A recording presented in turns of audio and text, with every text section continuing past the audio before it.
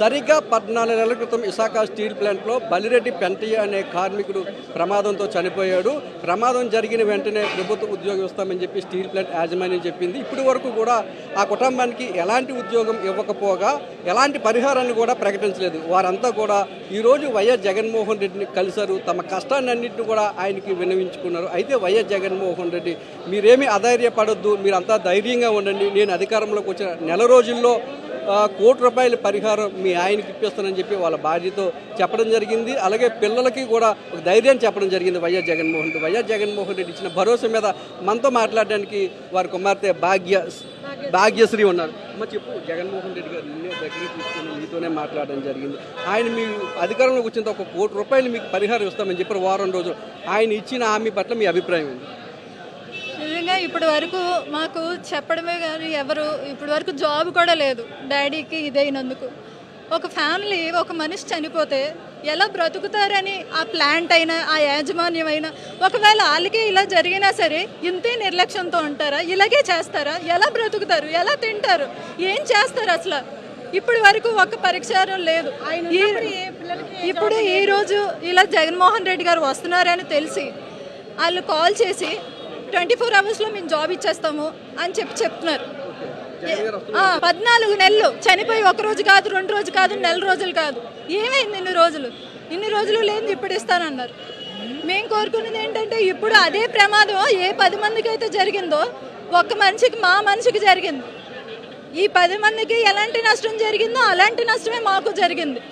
ఆ ఒక్క మనిషికి జరిగిన రోజునే ఎవరు రాలేదు. కానీ దేవుడి దయ వల్ల ఈ రోజున జగన్మోహన్ రెడ్డి గారు ఆ హామీ ఇచ్చారు మాకు. ఆ హామీ బట్టి మేము ఎంతగానో ధైర్యపడుతున్నాం. నిజంగా అది దేవుడే పంపించండి. నిజంగానే మాకు ఇప్పటి వరకు ఆధారం ఏమీ లేదు. ఈ 14 నెలలు ఎలాంటి ఇబ్బంది పడ్డారు కుటుంబ సభ్యులతో? చాలా ఇబ్బంది పడ్డాము సార్, ఆర్థికంగా చాలా ఇబ్బంది పడ్డాము. మాకు ఎటువంటి సపోర్ట్ లేదు, ఎటువంటి ఇబ్బంది లేదు. ఆ జాబ్ మీదే 3 పిల్లలు నేను కూడా ఆధారపడి బ్రతుకుతున్నాము. సడన్గా అంత విలువైన మనిషిని అలాగే మాకు ఉపాధి మాకు సర్వం చూసుకుని మనిషిని మేము కోల్పోయి చాలా బాధపడ్డాము. మరి పడుతూ లేస్తూ అలాగే 14 నెలలు బతికాం. కానీ మాకు ఇంత అమౌంట్ అయినా ఈ ₹1,00,000 అని, 50,000 మా ఖర్చు కూడా ఇవ్వలేదు.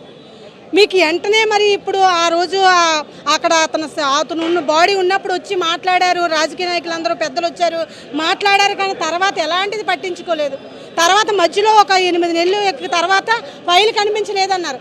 ఫైల్ కనిపించలేదు, మీ ఫైల్ కనిపించలేదు, మీకు ఏది చేద్దామన్నా అంటే మళ్ళీ అలా బాబు తిరగగానే మళ్ళీ కొన్ని రోజులు కనిపించింది అన్నారు. కానీ మేము 3 నెలల కిందట కూడా వెళ్తే ఇంకొక మార్చిలో అవుతుంది, ఏప్రిల్లో అవుతుంది అన్నారు. ఇప్పుడు జూన్ వచ్చేసింది, ఇంకా మాకేం కబురు రాలేదు. కానీ ఈ రోజు తెల్లవారి మాకు 24 గంటల్లో మీకు జాబ్ ఇచ్చేస్తాం, మా దగ్గరికి రండి అని అన్నారు. కానీ మేము జగనన్న న్యాయం చేస్తాడని మేము జగనన్న దగ్గరికి వచ్చాం. జగనన్న మరి వచ్చిన వెంటనే మాకు న్యాయం చేస్తానని, మరి అందరికీ ఎలాంటి నష్టపరిహారం ఇస్తే మాకు అలాంటి నష్టపరిహారం ఇస్తానని మరి జగనన్న చెప్పి ఉన్నాడు. దాన్ని బట్టి మేము ఎంతో సంతోషిస్తున్నాం. అమ్మ, నమ్మకం ఉందా? ప్రభుత్వం మీద మీకు నమ్మకం లేదు కానీ జగన్మోహన్ రెడ్డి గారి మీద నమ్మకం ఉందా మీకు? జగన్మోహన్ రెడ్డి గారి మీద నాకు నమ్మకం ఉందండి. ఆయన మాటిస్తే తప్పడానికి కూడా నాకు నమ్మకం ఉందండి. ఓకే, చెప్పమ్మా, ఏం చదువుకున్నావు నువ్వు? స్టీల్ ప్లాంట్ ఎలాంటి ఉద్యోగానికి అర్హత సాధిస్తావు? మాకైతే చదువు ప్రకారంగా అన్ని అర్హతలు కలిగి ఉన్నాం. నేనైతే డిప్లొమా కంప్లీట్ చేసుకున్నాను, బీటెక్ చదివాను. అన్నీ కూడా బీటెక్ అయింది, క్వాలిఫికేషన్ ఉంది. మేము అన్ని రకాలుగాను క్వాలిఫికేషన్స్కి రెడీగానే ఉన్నాం. జాబ్ కూడా చేస్తామని చెప్పేసి ఏదైతే వాళ్ళు మా డాడీ బాడీ ఉంటప్పుడు మాట్లాడారో ఆ దాని ప్రకారంగా మేము కూడా జాబ్ కావాలని రిక్వైర్మెంట్ ఉంది. జాబే మేము కూడా తీసుకుంటామని మాట్లాడడం జరిగింది. కానీ జాబ్ ఏమో తీసుకుంటామని మాట్లాడడం జరిగిన తర్వాత ఇంకా మాకు ఎటువంటి ఇన్ఫర్మేషన్ ఇవ్వలేదు. జాబ్కి సంబంధించి పలానా పేపర్ కావాలి, పలానా నోటిఫికేషన్ పేపర్స్ కావాలని అనేక రకమైన పేపర్స్ మా దగ్గర నుంచి వాళ్ళు తీసుకున్నారు. అనేక రోజులు ఆఫీసులు అంతా చుట్టూ తిప్పారు, పగలనక రాత్రనక తిప్పారు. కానీ వాళ్ళు యాజమాన్యం తరపు నుంచి కానీ ఎటువంటి స్పందన లేదు. అప్పుడు మేము ఇంకా చూసి ఇంకా మా టైం అయిపోయింది అని అనుకున్నాం. ఈ టైంలోనే ఇప్పుడు ఈ ఇన్సిడెంట్ ఎందుకంటే మా డాడీ ఏదైతే చనిపోయి ఉన్నారో March 14వ తారీఖున హోలీడే రోజు, అది డాడీ డ్యూటీ కాదు అసలు. ఆ రోజు డాడీ డ్యూటీ కాదు. కానీ అయినా సరే డ్యూటీకి పిలిస్తే వెళ్ళడం జరిగింది. అప్పుడే డ్యూటీ కంప్లీట్ చేసుకుని రిటర్న్ వస్తున్న టైంలోని మేనేజ్మెంట్ ఏదైతే పాటించాల్సింది ఉందో ఆ రూల్స్ అండ్ రెగ్యులేషన్స్ పాటించకపోవడం వల్ల కంప్లీట్గా యాజమాన్య లోపం వల్ల డాడీకి ఫైర్ యాక్సిడెంట్ అనేది అది జరగడం జరిగింది. 25% బర్న్స్ కాస్త 65% బర్న్స్గా మారిపోయి అది ఇదే హాస్పిటల్లో చికిత్స పొందుతూ మరణించడం జరిగింది. ఏ డిపార్ట్మెంట్లో పనిచేసేవారు మీ నాన్నగారు? SMS 2 అండి. జూనియర్ టెక్నీషియన్గా 2015లో జాయిన్ అయ్యారు.